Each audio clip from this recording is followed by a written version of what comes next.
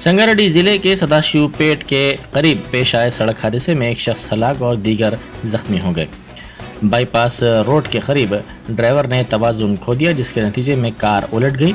इस हादसे में एक शख्स हलाक और दीगर जख्मी हो गए। जख्मियों को इलाज के लिए फौरी तौर पर मुकामी दवाखाना मुंतकिल कर दिया गया। हादसे के नतीजे में कार के सामने के हिस्से को शदीद तौर पर नुकसान पहुंचा। ज़राए के मुताबिक तेज़ रफ्तारी इस हादसे की अहम वजह थी।